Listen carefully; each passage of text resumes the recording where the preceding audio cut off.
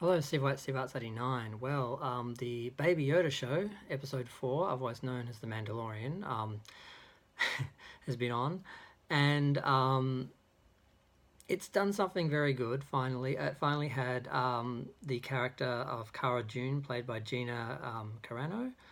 Now, she was in Deadpool, and she was good.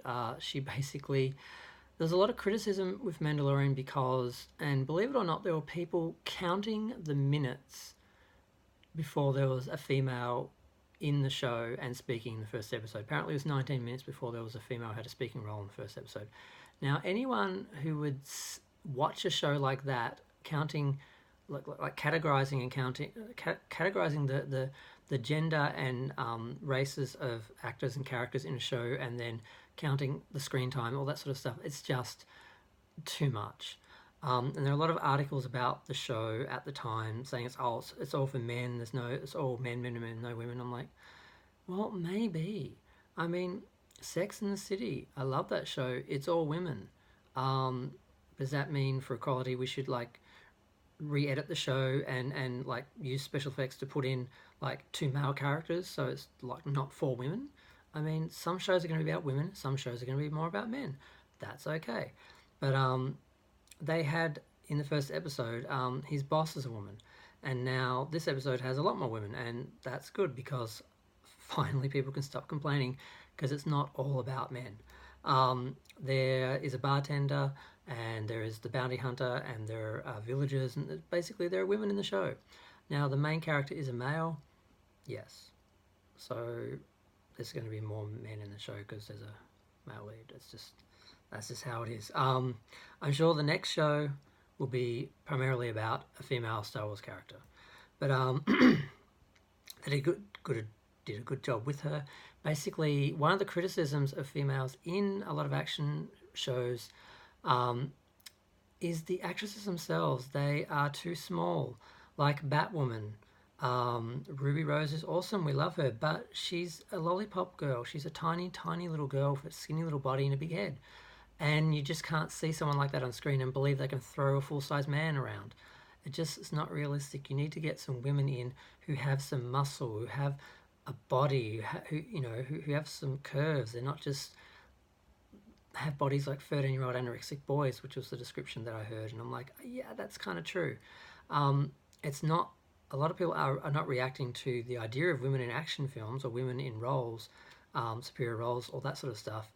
It's the idea that the actresses playing them are not physically believable and they have a political agenda that they're always pushing rather than just creating a good character. So these are some of the criticisms that are starting to be thrown at the show, and now I'm glad with this episode they've got this kick-ass female character who's a realistic woman who kicks ass, and no one is going to have a problem with it because it's believable. So yay! So okay, on to the actual episode. It's like 40 minutes long, although once you remove the credits and the last time on Mando crap, um, they're still incredibly short, and I'm really surprised that they're that short, and some people are really not happy with how short they are, and I don't blame them. Basically, Mando tries to hide on some random planet, and of course, there are some raiders who are taking advantage of them, and they ask him for help. Of course, he has to help, and it's a Western trope, and it's also something we saw on Enterprise and a lot of other shows. So they help, and then of course he draws attention to himself. So the whole option of staying on the planet and hiding with Baby Yoda is not going to happen. So I'm not going to go right into all the details of the actual episode, the actual plot, and everything.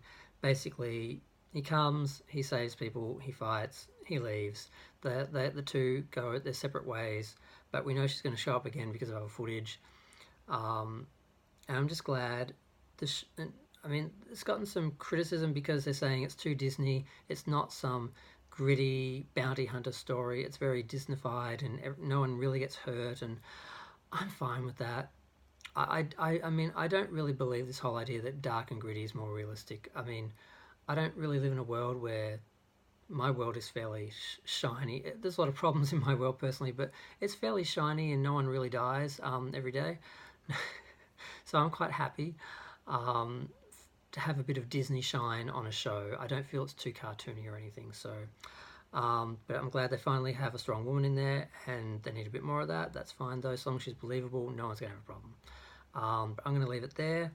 You know, I look forward to Baby Yoda episode 5. Thanks. See ya.